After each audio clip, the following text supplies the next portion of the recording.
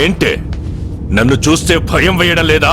నువ్వు నాన్నవి కాదని, మా నాన్నని చంపేసిన రాక్షసుడివని తెలియగానే భయం పోయింది.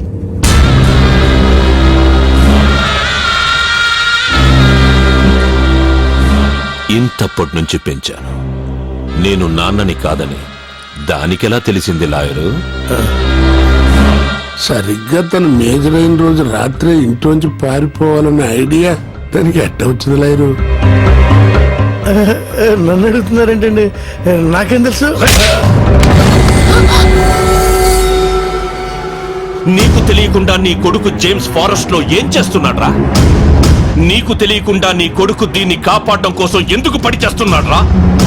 తెలుసురా, నేను పంపితేనే నా కొడుకు అమ్మును కాపాడటానికి ఫారెస్ట్కి వెళ్ళాడు.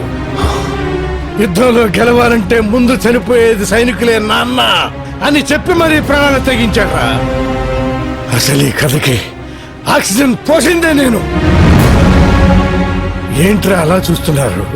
మీలాంటి వ్యతలు చేసిన పాపాలంత తొందరగా మర్చిపోరు. ఒక్కసారి చేసిన గుర్తుకు తెచ్చుకోండి. ఆస్తి మీ సొంతం కావాలంటే 15 సంవత్సరాలు మీరు ఓపిక పట్టాలి. తను మేజర్ అయితే ఆస్తి మీ సొంతం చేసుకోవచ్చని ఆ రోజు మీకు చెప్పింది మీ మేలు కోసం కాదురా, అమ్ము మీ నీడలో సేఫ్ గా ఉండటం కోసం. ఎదిగే తన వయసుతో పాటు నిజాన్ని నూరిపోశాను. తను మేజర్ అయ్యే లోపు మాకు మగాడు కావాలి. అందుకే కత్తిలో ఉండే పదును, బుల్లెట్ లో ఉండే పవరు, బాంబులో ఉండే విస్ఫోటనం, ఈ 3 బస్తీ కుర్రాళ్ళలో చూసి మీకు మొగుడుగా సెలెక్ట్ చేశాం. నా పక్కనే ఉంటూ నా ఉప్పు తింటూ ఎట్టా చేసావరా ఇదంతా? నిన్ను చూసే నేర్చుకున్నాను బళ్ళారి. చంపరా! 1000 గడపల్లో దీపాలు వెలగాలంటే మన ఇంటి దీపం ఆరిపోయినా పర్లేదన్నాడురా నా కొడుకు. కానీ చంపే ముందు మీరందరూ ఏమవుతారో ఆలోచించుకోండి. ఏంట్రా ఆలోచించేది? నీ బస్తీ నా కొడుకు వచ్చి మా ఇంట్లో దీపాలని ఆరుతాడా? బస్తీ నా కొడుకు కాదురా కుర్రాడు. రాయదుర్గం గుర్తుందా? 3వ వార్డు, 4వ వీధి, పంచాయతీ ఆఫీసు పక్కిళ్ళు, సూర్యనారాయణ కొడుకేరా కుర్రాడు. సూర్యనారాయణ కొడుక? ఏంట్రా అడు సూర్యనారాయణ కొడుక? ఏంటి శరీరంలో సునామీ వచ్చిందా? దేవుడు ఎంత గొప్పవాడో చూసారా? పేదవాళ్ల కన్నీళ్లకు కరిగి ఆ సూర్యనారాయణ కొడుకునే మాకు కలిపాడు. ఇప్పుడు వాడు బయలుదేరుంటాడు. కాదు, నా మొగుడు బయలుదేరుంటాడు. అడుగులో అడుగేస్తూ, జనం కోసం ముందడుగేస్తూ, జూను విడిచిన పులిలా, జూలు బెదిల్చిన సింహంలా, సీమగడ్డ మీద పోలో గుర్రలా దూకపోతున్నాడు రా.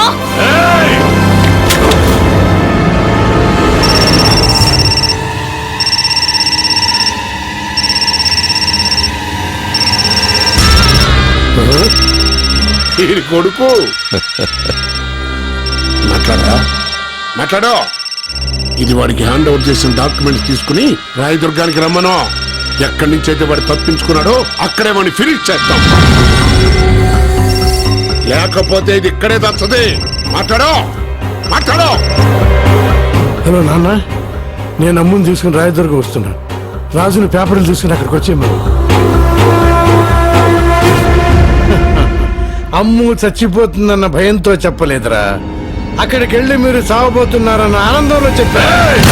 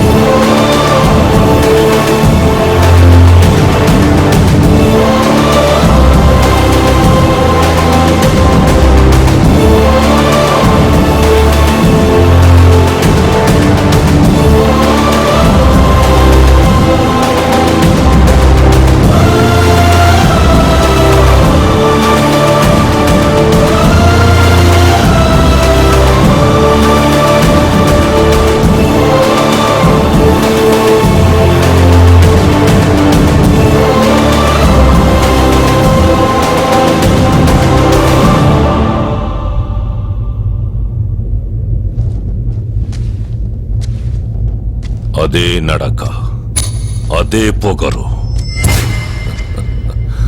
మీ నాన్నని చూస్తున్నట్టుగా ఉండదు. అదే ఊరు, అదే ప్రజలు. కానీ ఇప్పుడు ఇక్కడ జరగబోయేది చరిత్ర అవుతుంది. పిల్లకాకివి చరిత్ర రాసేంత వయసు కాదురా నీది. రాయ్ ముసలోడా, చరిత్ర రాయడానికి వయసుతో పని లేదు. ప్రజల అండుంటే చాలు. అది మాకు ఎప్పుడూ ఉంది. రేయ్, ఏం చూసుకుంటా నీకింత పొగరు? రేయ్, ఏదో చూసుకుని తొడలు కొట్టే టైప్ కాదురా నేను. ఇచ్చిన మాట ప్రకారం ఇవిగో దస్తావేజులు. అమ్ము ఎక్కడా? అమ్ము ఇక్కడ లేదు. ఎక్కడుందో ఇక్కడున్న అందరికీ తెలుసు. కానీ ఎవ్వడూ నోరు విప్పడు. రేయ్! అక్కడ చూడు.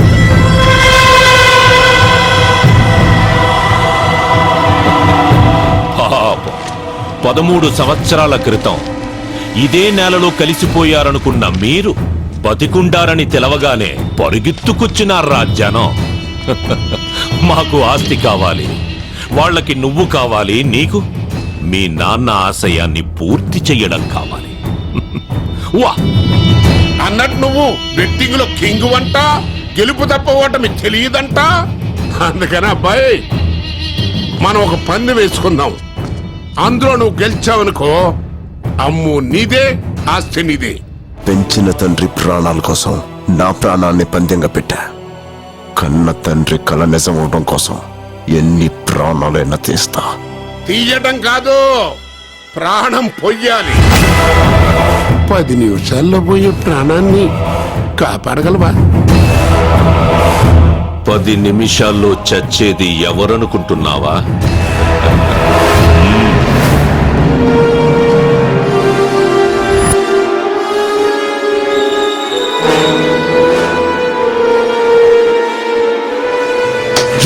రేయ్, అరవకు.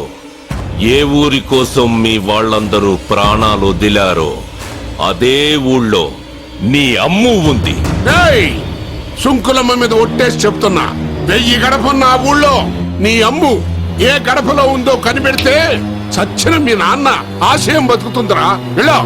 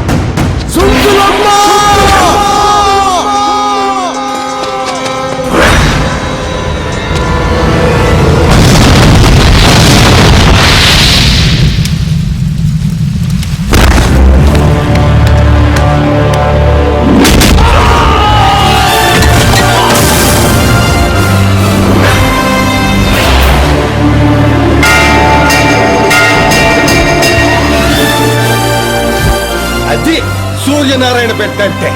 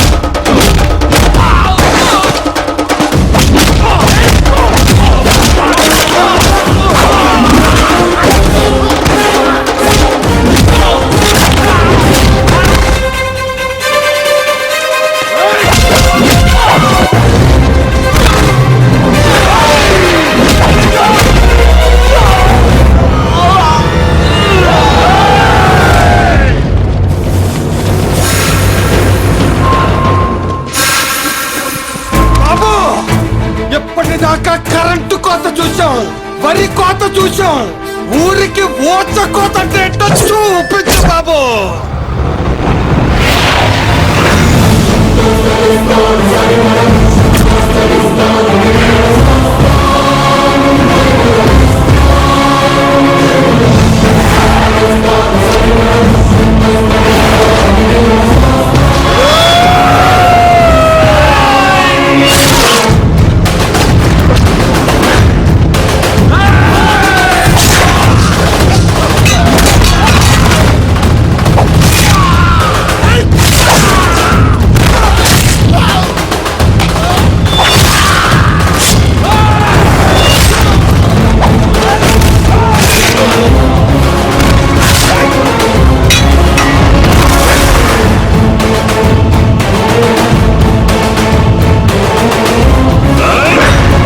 నరికే కొడుకుని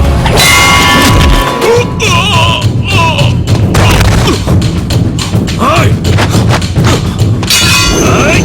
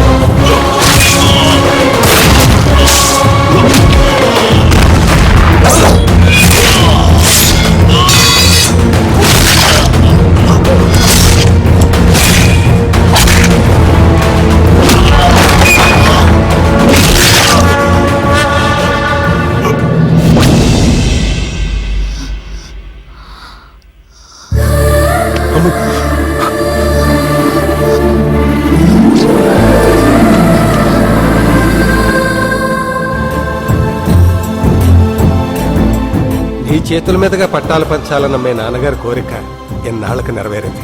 ఆ పెద్దోళ్ళిద్దరూ మీ కడుపున కవల పిల్లలై పుట్టాలమ్మా.